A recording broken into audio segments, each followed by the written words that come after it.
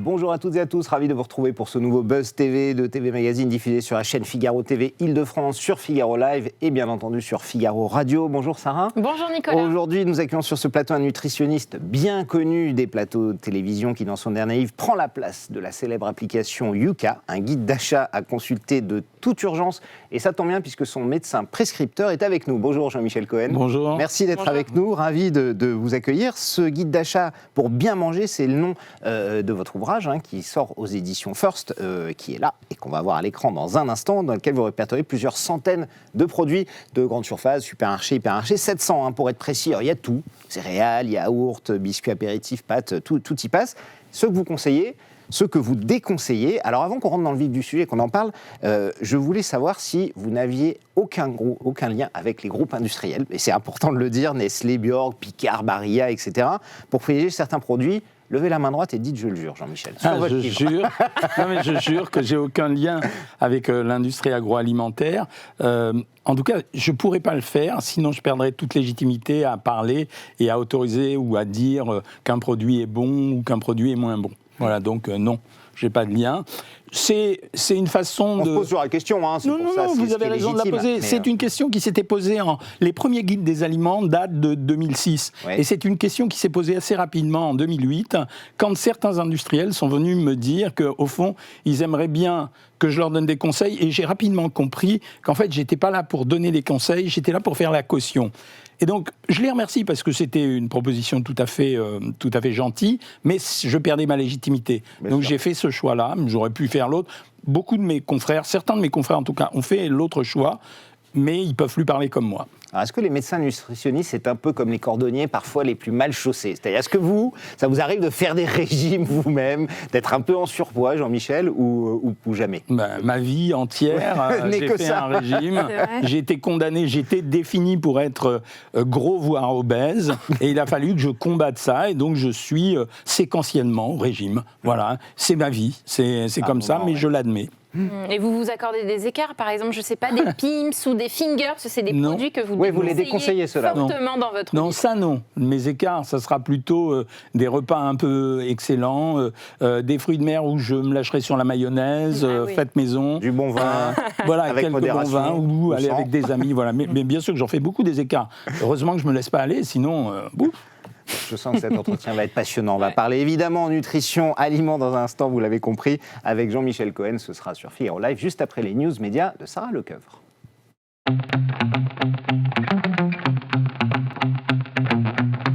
Sarah, on commence ces infos médias avec le témoignage assez glaçant de Bruno Guillon après son agression, c'était avant-hier soir. Et oui, parce hier, on apprenait que l'animateur et sa famille ont été victimes d'un homejacking. 4 individus se sont introduits à son domicile situé dans les Yvelines. C'était dans la nuit de mardi à mercredi, séquestrant et menaçant le couple ainsi que leur fils. Alors ce matin, Bruno Guillon a fait son retour dans la matinale de Fun Radio. Il a raconté ce qu'il s'était passé et il a tenu à rassurer. Voilà, j'ai passé une demi-heure, dit-il, avec un pétard sur le front, les mains dans le dos et nu. J'ai été bouleversé, ma famille aussi, mais on est en vie. C'est l'essentiel, voilà ce qu'il déclare, avant de remercier les auditeurs et les téléspectateurs pour leur message de soutien. Et pour terminer avec l'humour qu'on lui connaît, il a partagé l'une des leçons qu'il a retenues de ce cambriolage, qu'il faut toujours garder un slip quand on dort, parce qu'on ne sait jamais comment on va être réveillé le matin. Moi, je ne dormirai plus jamais nu. Voilà ce qu'il a promis, Bruno Guillon. C'est Bruno Guillon, j'imagine. Il m'a invité, il m'a déjà invité. Ça vous a choqué, c'est étonnant. On sent ça quand il y a des personnalités, on parlait de Guillaume Pley, la famille Provost, Bernard Tapie, un an avant sa mort, qui avait été victime de ça. Ça vous est déjà arrivé de vous retrouver dans cette situation ? Non, jamais. Non, franchement, jamais. Et même, j'ai jamais été ennuyé. On me pose souvent la question, est-ce qu'on vous ennuie ? C'est-à-dire, alors oui, dans les restaurants, les gens pointent mon plat en disant de façon très subtile, oh là là, mais c'est pas autorisé. Mais en dehors de ça, non, les gens sont plutôt gentils. Dans l'affaire de Bruno Guillon, ce que j'aimerais savoir, c'est s'il a été vraiment ciblé personnellement, ou bien parce qu'il savait qui il était, ou bien c'est accidentel, quoi, ce qui est possible aussi. Il va y avoir une enquête. Selon le Parisien, effectivement, les gens auraient quand même repéré sa maison et son domicile en particulier. L'enquête le dira. On poursuit ces infomédias avec Patrick Sébastien, qui lui se sent boycotté de la télévision. Oui, de la part de France Télévisions, invité dans TPMP hier soir. Sur C8, l'animateur a dénoncé un boycott total du service public. Je n'ai rien fait de particulier, mais on interdit aux gens de me recevoir. Voilà ce qu'il a regretté. Il a reçu seulement un appel du service public. C'était pour témoigner contre Cyril Hanouna dans Complément d'enquête. Vous savez, le magazine d'investigation contre Cyril, en fait. prépare un numéro sur l'animateur de C8. L'ex-présentateur du plus grand cabaret du monde a prévenu l'intéressé qu'il avait refusé la proposition de complément d'enquête. Ça vous est arrivé, Jean-Michel, de vous sentir boycotté dans certaines émissions? On vous voyait beaucoup, un peu moins. Est-ce que vous pensez que quand vous êtes passé chez Cyril Hanouna, il y a aussi une connotation qui peut être négative pour ailleurs? Je me suis posé la question. Franchement, je me suis posé la question. Il y a quand même une espèce de tendance de fond qui vise à se pincer le nez quand on parle de Cyril Hanouna. Par contre, ce que j'ai remarqué, c'est que quand ils ont besoin de faire le buzz, ils utilisent Cyril Hanouna. J'ai remarqué qu'il avait été invité dans une émission qui s'appelle C'est médiatique, où il y avait beaucoup d'agressivité à son égard. Mais en fait, l'émission ne décolle pas. Mais on invite Cyril Hanouna parce que c'est un personnage qui fait de l'audience. Et ce que j'ai observé aussi, c'est que les patrons de chaîne respectent Cyril Hanouna comme un professionnel de la télévision, et plutôt les agressions qu'ils reçoivent, ça vient des rédactions. Ouais. Alors, est-ce que c'est un thème politique, encore que Cyril ne soit pas vraiment, franchement, un gars de droite, mais est-ce que c'est politique, est-ce que c'est de la jalousie? Il y a plein de facteurs qui rentrent en jeu dans la télévision. Ça veut dire que par moment, vous êtes adoré et adulé par une rédaction ou un présentateur qui fait la loi, et par moment, quelqu'un ou quelques-uns vont avoir leurs humeurs. Moi, je me souviens très bien de l'affaire qui m'est arrivée avec Télématin. Avec Télématin, j'étais très proche de l'énergie. Donc j'étais invité régulièrement, mais j'ai des choses à raconter. Ouais. C'est-à-dire, on ne m'invitait pas par copinage. Sure. Et du jour au lendemain, quand l'énergie est partie, la rédaction à cette époque de Télématin a dit... Je ne sais pas qui c'était, mais en tout cas, a dit, la consigne, c'était, on ne fait plus appel à tous les gens qu'on voyait auparavant, y compris et particulièrement Jean-Michel.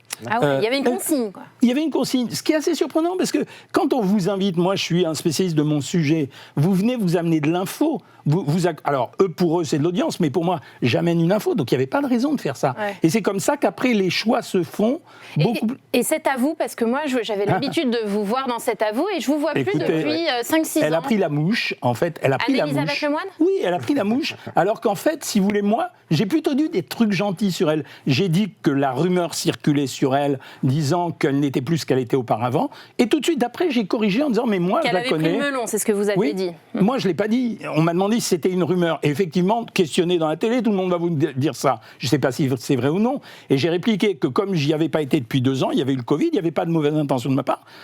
La fille était plus simple et sympa, je la connaissais bien, tout allait bien entre nous, etc. Depuis, effectivement, plus d'invitations. Silence radio. Alors, soyez pas mauvaise langue, peut-être qu'il y a un changement de ligne éditoriale, c'est possible aussi, mais je lui ai envoyé un SMS en lui disant, écoute, désolé pour ce mini bad buzz dont je ne suis pas responsable, mais je t'aime bien, je t'aime toujours autant. Pas de réponse, ce qui veut dire qu'elle est quand même fâchée. Écoutez, ça lui passera ou elle passera elle aussi. C'est ce que j'ai vu en 25 ans de télé. Effectivement, ça vient en télévision très vite. On termine ces News Média, Sarah, avec Pierre Arditi qui a été victime d'un malaise hier soir au théâtre. Ouais, en pleine représentation de sa pièce Lapin avec Muriel Robin au théâtre Édouard VII à Paris. Le comédien âgé de 78 ans a été victime d'un malaise vagal sur scène. Conscient, il a été admis à l'hôpital Lariboisière en urgence absolue avec suspicion d'AVC. Alors il est sorti ce matin, ça va mieux. Et il se repose à son domicile pour au moins 5 jours. Il a témoigné sur BFM TV ce matin. Évidemment, j'ai perdu le fil, mais il n'y a pas d'AVC. C'est ce qu'il a tenu à souligner. C'est de la fatigue. Je ne suis plus un perdreau de l'année. L'âge rentre en ligne de compte, dit-il également. 70, il va avoir 79 ans, là, le mois prochain, Pierre Arditi. Vous êil êtes médecin. Est-ce que c'est raisonnable d'être tous les soirs sur scène? On sait ce que c'est, et ce que ça demande comme énergie, à la fois physique et psychologique, de jouer tous les soirs à cet âge-là où il n'y a pas de Alors, Jean-Michel. La réponse est claire, non, c'est pas raisonnable. Mais je pense que ce sont des gens qui doivent le faire, parce que ce sont des gens, de grands gens de théâtre. Moi, que ce soit Weber, Arditi, j'en connais d'autres. Ce sont des gens qui mourront ou qui rêvent de mourir sur scène. C'est leur vie. Ça veut dire que tant qu'ils sont au théâtre, ils vivent. Donc peu importe de gratter pour eux 1 ou 2 années de plus. C'est pire de plus avoir de boulot et de... C'est pas une question de boulot, c'est leur essence.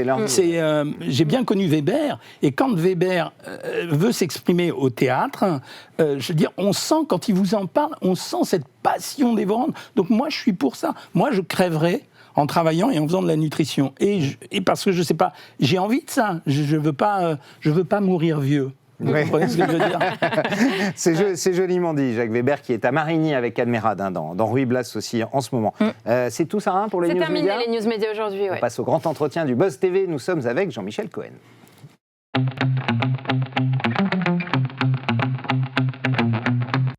Jean-Michel Cohen, vous publiez le guide d'achat pour bien manger aux éditions First, le livre à avoir et on peut se trimballer avec au supermarché, carrément. Ouais. N'hésitez pas, vous décryptez, vous passez aux cibles, au crible et au laser, plus de 700 produits. Alors dans une colonne verte, il y a les produits conseillés, c'est la petite coche verte, et les produits rouges barrés qui sont déconseillés. Par exemple, les mousses au chocolat Bonne Maman, que vous préconisez plutôt que les flambis, et les Babybel plutôt que les fromages Kiri, le Comté Entremont plutôt que le Caprice des Dieux. Comment vous avez classé tout ça? Comment ça s'est fait? Est-ce que c'est en fonction des taux de sucre, de glucides, des apports, des additifs? Comment vous avez justement, c'est la différence avec les applications. Ouais. C'est-à-dire que moi, je regarde tout. Je regarde bien sûr la valeur nutritionnelle des aliments, quel taux de calories, quel taux de protéines, de lipides, de glucides, mais de sel. Mais je regarde également la composition en ingrédients. C'est-à-dire que vous pouvez avoir nutritionnellement un chiffre avec des valeurs arithmétiques, un produit avec des valeurs arithmétiques qui soient parfaitement correctes. Ça veut dire que vous avez le bon taux de protéines, le bon taux A en Nutri-Score, par exemple. Oui, exemple. Ouais. Et quand vous regardez la liste des ingrédients, vous découvrez qu'en fait, soit on a complémenté le produit avec d'autres substances de telle façon à remonter les chiffres. Typiquement, par exemple, je prends souvent l'exemple des burgers. Dans la tête des gens, les burgers, c'est un steak haché. C'est pas un steak haché. Le burger, c'est une composition. Vous parlez des burgers tout faits, hein? Oui, le burger tout fait. Certains vont mettre de la viande et ils vont compléter la viande avec des protéines végétales, comme des protéines de pois et des protéines de blé, pour obtenir le chiffre qu'il faut. Mais en réalité, vous n'avez pas la protéine qui était nécessaire à faire une protéine de viande. Donc ça, c'est un système. Vous avez d'autre part une autre stratégie qui consiste à diminuer la valeur du produit le plus cher. Oui. Autrement dit, j'ai regardé récemment un saumon à la purée de brocoli. En fait, je me suis rendu compte, parce que j'ai les tableaux depuis de nombreuses années, je me suis rendu compte qu'on avait descendu progressivement la valeur du saumon. On est passé de 70 grammes de saumon à 60 grammes de saumon. Pour vous, c'est rien. Le consommateur vous dit 60, 70, il n'y a pas grande différence. Et quand le prix augmente... L'industriel a fait 15% de réduction sur un volume relativement important. Et donc, il a abaissé la valeur du produit. Et pour retrouver la quantité de produit, il avait rajouté une crème spéciale, une crème végétale, de telle façon à conserver la quantité du produit. Donc on va dénaturer le produit parce que vous vous alimentez en fonction de votre instinct et de vos besoins et vous vous alimentez pas en fonction de chiffres. Donc mon boulot, c'est de faire ça, c'est-à-dire de montrer ce qui est resté bon et ce qui s'est dégradé ou ce qui est moins bon. Alors il y a d'autres mauvais exemples, par exemple le tarama que j'adore, le tarama en poudre de chez Bini. Vous allez arrêter, Sarah, d'ailleurs. Je vais arrêter maintenant. Les steaks hachés Charal également. S'il fallait retenir, je ne sais pas, 3 produits qu'on a l'habitude d'acheter tous, quels seraient-ce selon vous? Et qui sont déconseillés. Qui sont ceux à bannir totalement de notre panier? Vous venez parler du tarama. Le tarama, normalement, la vraie recette, c'est des œufs de cabillaud dans une proportion quasi au moins égale, voire plus, à la matière grasse qu'on utilise, qui sera soit de la crème, soit de l'huile. Quand vous avez un produit qui contient très peu d'œufs de cabillaud, qui sont intéressants parce que ce sont des oméga 3 et c'est des bonnes graisses, qui est mélangé avec de l'amidon transformé pour faire un peu de volume et avec une graisse de mauvaise qualité, vous avez un mauvais produit. Quand vous achetez par exemple, un des trucs les plus rigolos à l'heure actuelle, c'est les chips de légumes. Ah oui. Mais quelle rigolade! Mais quelle rigolade! Quelle rigolade! C'est quoi? C'est pour se donner bonne conscience. Mais voilà, les gens achètent des chips de légumes. En réalité, ils achètent de l'huile frite, dont le support a été un légume à la place d'une pomme de terre.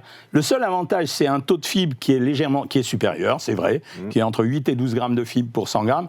Mais bon, quand vous aurez mangé 4 grammes de fibres parce que vous avez pris des chips de légumes pour 100 grammes, vous avez pris quand même à peu près 40 à 50 grammes d'huile. Donc franchement, le bénéfice, il est loin. Quand vous achetez des biscuits secs, vous achetez par exemple, vous vous souvenez de ce petit gâteau qu'on met dans les glaces, la petite cigarette là, la petite cigarette russe qu'on met dans les glaces. Regardez bien la composition. 30% de graisse, 25% de sucre ou à peu près un verre, j'ai plus les chiffres. Mais enfin, grosso modo, 55% du produit, produit, c'est de la graisse et du sucre. Et en plus, les graisses ne sont même pas des bonnes graisses. C'est-à-dire, donc, ce sont des graisses qui ne sont pas riches en acides gras insaturés. Donc, voilà des produits... Et pour vous, consommateurs, qu'est-ce que c'est ? C'est un biscuit sec. Un biscuit sec, c'est un biscuit sec. Mais non, c'est pas le même biscuit sec que le classique petit beurre que tout le monde a mangé dans son enfance, qui est resté un très beau produit. Ah oui, le petit beurre, ça vous Mais conseille. oui, c'est resté un très beau produit. Donc si j'ai un de mes petits-enfants qui demande un petit gâteau sec, je vais lui offrir le petit gâteau. Un petit beurre. Alors, on constate aussi que le bio n'est pas forcément meilleur. Il y a pas mal de ce genre de bouteilles de boissons d'avoine, etc., qui sont dans la colonne rouge. Hein. Le bio, il faut faire aussi la part des choses, Jean-Michel ? Le bio, c'est une bonne idée pour les écologues. Je n'ai pas parlé d'écologie. Pour moi, l'écologie actuelle véhiculée par le politique, ce n'est pas l'écologie. C'est quoi les écologues pour vous ? Les écologues, ce sont les gens qui étudient l'écologie. Donc quand vous achetez un produit bio, aujourd'hui, vous faites du bien à l'écologie parce que vous renforcez une tendance qui va dans le sens de l'histoire. Par contre, bio est devenu pour l'industrie agroalimentaire une étiquette marketing. C'est-à-dire c'est une façon de surfer sur une tendance pour rassurer les gens qui ont peur maintenant de beaucoup de choses. Et quand vous regardez vraiment la composition des produits bio, c'est assez décevant. Certes, le logo est valable, c'est-à-dire chaque ingrédient est bio, mais la composition elle-même, elle n'est pas toujours bonne. Parce que si vous mélangez du bio bon ou mauvais avec un autre bio bon ou mauvais, on ne sait pas ce que ça va donner. Si les deux sont mauvais, c'est un mauvais produit. Donc le bio ne donne aucune garantie aujourd'hui. Il y a une question qui est importante, et notamment aujourd'hui avec l'inflation, hein, vous le comprenez, c'est parfois compliqué de bien manger. Alors on s'aperçoit que dans ceux que vous conseillez ou déconseillez, il n'y a pas que des grosses marques les plus chères qui sont les meilleures, hein, bien au contraire. Loin de là. Mais quelle solution aujourd'hui on peut apporter avec votre livre pour les Français qui se privent souvent et qui sont en difficulté assez tôt dans le mois, hein, notamment avec cette inflation ? En moyenne, vous avez à peu près 10 000 références minimum de produits alimentaires dans un supermarché. Et donc, vous avez le choix, c'est ce que je montre dans le livre, j'ai pris 4 produits et 4 produits. Donc, il suffit de regarder le produit que vous preniez auparavant et celui qu'il vaudrait mieux prendre. Et à l'intérieur de ces produits, il y a une grande dispersion dans les prix. Ce que je remarque, c'est que les petits industriels ont beaucoup plus de facilité à changer leur formule que les gros industriels, parce que changer une ligne de production pour, par exemple, Monsieur Ferrero, ça va demander plusieurs millions, voire dizaines de millions d'euros. Et Marc Repère, c'est pas forcément moins bien aussi que Alors, les autres, ça a été la surprise. Vous savez qu'en 2008, j'avais fait sensation en expliquant que justement, à l'époque du hard discount et des distributeurs, finalement, ils avaient trouvé le moyen de vendre moins cher parce qu'ils avaient dégradé les ingrédients. Et bien aujourd'hui, ce qui s'est produit, c'est qu'ils ont probablement beaucoup travaillé et les produits de distributeurs sont en train de tailler des croupières aux produits de marque parce qu'ils ne sont pas plus bêtes que les autres. Ils savent, on ne peut pas donner un copyright à une recette. Donc ils copient la recette avec leur façon astucieuse de manager l'ensemble du système économique. Et donc les produits de distributeurs maintenant représentent souvent 40 à 50% des produits. Donc, et ils sont moins chers. Et pas forcément plus mauvais. Et non, il ne faut pas forcément être riche pour bien manger. C'est ce que non, vous nous dites. mais on arrive dans une période de forte tension en ce moment. C'est-à-dire qu'avant, on considérait qu'on pouvait se nourrir avec 2,50 € par jour, ce qui était déjà pas beaucoup, par repas, pardon. Aujourd'hui, ça devient beaucoup plus compliqué. Et quand on voit l'inflation sur les produits, ça devient extrêmement compliqué. Donc je comprends les problématiques de beaucoup de gens à l'heure actuelle. Il y a un médecin qui fait comme vous, qui compare les marques, beaucoup lui en vidéo, c'est sur Instagram, c'est Jimmy Mohamed, un peu la nouvelle star des médias, on le voit sur RTL dans le magazine de la santé. Il était chez Cyril Hanouna aussi, hein, dans Balance ton poste. Quel regard vous portez sur lui ? Est-ce que, après tout, tant qu'on compare des aliments et qu'on donne les bons conseils, on peut le faire de n'importe quelle manière, que ce soit dans un livre, des vidéos sur Instagram. Je crois qu'il a 1 million d'abonnés maintenant sur Instagram. C'est bien pour la nutrition de faire avancer ça ? Tout ce qui va en faveur de la connaissance nutritionnelle est bonne. Je me suis beaucoup bagarré avec les politiques en disant qu'il fallait arrêter les systèmes coercitifs et qu'il fallait amplifier l'éducation nutritionnelle. J'ai fait des voyages dans les pays nordiques où j'ai vu comment se comportaient les pays nordiques. Il y a dans chaque école un pupitre de cuisine où on mélange les petits garçons et les petites filles qui vraiment développent cette notion d'antisexisme et où on leur apprend à cuisiner, mais quand on leur apprend à cuisiner, au passage, on leur apprend les aliments. Donc c'est ça qu'il faudrait faire. Distribuer la nutrition, c'est bien, à condition d'être un vrai nutritionniste. Et ça, c'est mon problème à l'heure actuelle. Ça veut dire que Mohamed n'en est pas un ? Jimmy est un médecin généraliste, je crois, d'SOS Médecins, qui connaît un certain nombre de choses. Donc, mais mon problème à l'heure actuelle, c'est de voir une distribution d'informations qui est extrêmement confusante pour les gens. Ça veut dire que, d'abord, n'importe qui a le droit de raconter n'importe quoi, et certains sont trop approximatifs dans ce qu'ils racontent. Alors je ne cible pas particulièrement Jimmy, mais je vois ça avec horreur. Et c'est pour ça que, vous savez, je fais des lives régulièrement, il y a entre 15 et 20 000 personnes à chaque fois. Et bien sur ces lives, j'ai des questions, mais qui sont épouvantables. Elles reviennent toujours pareil. Que pensez-vous du régime keto ? Est-ce qu'il faut manger une pomme avant, après, au milieu du repas ? Le jeûne intermittent aussi, qui est d'ailleurs défendu par Jimmy Mohamed. Vous en pensez quoi Alors, le jeûne intermittent, permettez-moi d'être prétentieux. Le premier qui le met en valeur en France, c'est moi en 2015, et j'ai la preuve, c'est un livre qui s'appelle « J'ai décidé de maigrir ». D'accord. Depuis cette période, j'ai le droit à beaucoup de jeûnes intermittents officiels. Quand je mets en valeur ce jeûne intermittent, j'explique. Le jeûne intermittent ne marchera que si, pendant les 8 heures où vous consommez vos aliments, vous observez le niveau calorique que vous désirez consommer. Je donne un exemple pour que les gens comprennent. Au moment du ramadan, un tiers des gens prennent du poids, un tiers le stabilise, un tiers perdent du poids. En fait, grosso modo, ça s'est réparti de façon équivalente. Oui. Et c'est un jeûne de 16 heures. Donc ça veut dire que donc moi, je m'en sers essentiellement du jeûne intermittent quand on arrive à un plateau de stabilisation, ce qui est normal dans tous les régimes. À ce moment-là, on peut déclencher une période de jeûne intermittent. Mais c'est devenu, si vous voulez, chacun est à la recherche de la solution miracle. Oui. Donc on a le jeûne intermittent, le régime keto, la piqûre pour faire maigrir. Ça crée des problèmes d'ego, Jean-Michel, entre docteurs. Vous, docteur Kat, il y a quelques années, vous êtes très violemment opposé au docteur Zucan aussi sur son régime. Il vous a fait un procès, il a été débouté d'ailleurs, contre vous. C'est parce que vous estimez que c'est pas bon ou c'est parce qu'il vous fait de la concurrence ? Vous disiez à un moment où il était roi aux États-Unis et partout. C'est vrai qu'il y a des problèmes d'ego. Il y a des problèmes d'ego. Et ceux qui ont un trop gros ego finissent par s'effondrer. Ce qui a été le cas de Ducan. Ouais. C'est-à-dire, il avait un tel ego que les médias l'invitaient pour le plaisir de taper sur lui et il se régalait à faire ça. Sa méthode faisait fureur. Après, aussi, à l'époque. Normalement, il n'y a pas d'opposition, ça veut dire il n'y a pas de raison de s'opposer. Alors, en ce qui me concerne personnellement, moi je regarde plutôt ça de haut. Bon, ma carrière est connue, donc j'ai une notoriété qui est déjà assise, donc je regarde ça. Il y a encore, je sais qu'il y a des tensions entre certains médecins. Ouais. Tant que ça reste dans l'antichambre, ça va, quoi, voilà. Et vous faites de la télé depuis 1986. Hein. Ouais. Vous avez une belle carrière télévisuelle derrière vous. Mais on vous voit un peu moins dans une émission, enfin de manière récurrente, disons-le. Ça vous manque Non. Non, je peux vous dire non. La preuve, c'est que quand, à un moment donné, on m'a invité à présenter une émission sur Direct 8 pendant 3 ans, une émission qui était de 9h à 10h30, qui marchait plutôt pas mal. Le jour où j'ai arrêté, j'ai eu l'impression que je volais dans le couloir. Parce que j'admire ceux qui sont capables de faire du quotidien. Bravo, champion. Moi, je ne peux pas. Moi, j'ai besoin de virevolter à droite, à gauche, de voir des nouvelles choses. Je ne peux pas faire de la quotidienne. Et vous avez un cabinet aussi, j'imagine. Voilà, donc mon vrai métier, c'est la médecine. Je ne suis pas un médecin de télé. Ça veut dire, il y a des gens qui choisissent cette carrière, et c'est bien, ils font de la diffusion de l'information, c'est de la pédagogie de groupe, donc c'est très bien. Mais moi, ce n'est pas le truc qui me fait kiffer.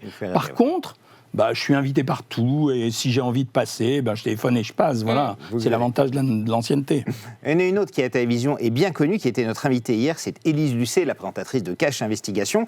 Avant de passer à notre dernière rubrique au suivant, Élise Lucet avait une question à vous poser, Jean-Michel Cohen. On l'écoute tout de suite, vous allez y répondre. Jean-Michel, est-ce que vous vous souvenez de notre première rencontre, je ne suis pas sûre, mais enfin de notre rencontre pour un Cache Investigation? Peut-être que oui, je crois bien. Alors, racontez-nous, parce qu'elle nous a mis la puce à l'oreille hier, elle n'a rien voulu nous dire. Alors, il y a eu 2 sujets avec Élise Lucet. Le premier sujet, c'est que c'est elle qui m'a invité, parce que ça l'intéresse, ces sujets, puis on a vécu une histoire traumatisante, elle comme moi, familiale. Et elle m'avait invité sur Cache Investigation, et effectivement, j'avais raconté mes horreurs sur l'alimentation, et on avait fait à la fois des beaux scores de télé, et la population avait été alertée. Et la deuxième chose qu'on a eue, c'est qu'un jour, un des gars qui travaille avec moi l'a abonné à mon site de coaching Savoir Maigrir. Et elle m'a envoyé un mail en me disant « Mais enfin, de quoi vous vous mêlez ?» Moi, j'étais pas au courant. Donc, ça a commencé avec une altercation, quoi. C'était à son insu. Quelqu'un l'avait abonné. On s'entendait bien. Oui, j'aime bien ce genre de gens. J'aime bien les gens comme Élise Lucet. Moi, j'ai passé ma vie à transgresser. Ça veut dire j'ai toujours dit et fait ce que j'avais envie de faire. Ça m'a donné des ennuis par moments, mais j'ai toujours fait et dit ce que j'avais envie de dire. Et c'est le conseil que je donne aux internes. J'ai fait une conférence aux internes récemment et ils m'ont dit, au fond, qu'est-ce que vous nous conseillez? Et j'aurais dit, transgressez. Si vous ne serez jamais des bons médecins, si vous inventez pas, si vous créez pas, si vous développez pas, transgressez. Alors, ça vous donnera des soucis, mais en même temps, c'est ça la vie, quoi. C'est des émotions, c'est des chocs, c'est beau, ça. Bon, on en sait plus, en tout cas, sur votre rencontre maintenant. Ça va être à vous dans un instant, Jean-Michel, avec notre dernière rubrique au suivant.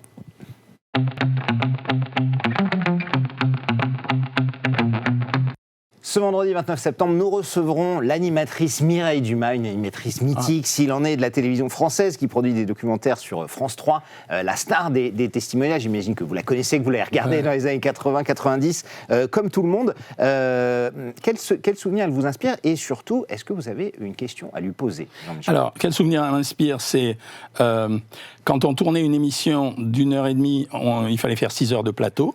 Donc on finissait, on était rompu. Comme Ardisson ou Ruquier. La question que j'aimerais lui poser... Alors c'est juste là, regardez, vous avez la caméra ici, Mireille Dumas vous écoute, Jean-Michel, vous pouvez lui poser, c'est juste en face de vous. Mireille, bonjour. Est-ce que tu penses que la télé a beaucoup changé, en plus ou moins d'intelligence? Oh là. Bonne question. Bonne question. J'ai hâte de connaître sa réponse. Oui, j'ai peut-être une petite idée ou un petit truc sur la réponse. En tout cas, merci beaucoup Jean-Michel Cohen d'avoir été avec nous. C'était un vrai plaisir. On a abordé ce sujet, mais si vous voulez le perfectionner, évidemment, c'est dans ce livre, le guide d'achat pour bien manger aux éditions First. Tous les aliments de votre supermarché, vous n'avez pu les regarder de la même façon, croyez-moi. Merci beaucoup, en tout cas, d'avoir été avec nous. Et Sarah, nous, on se retrouvera demain. Même jour, même heure, même pomme, avec Mireille Dumas comme invitée. Excellente journée à toutes et à tous. Et encore merci de votre fidélité.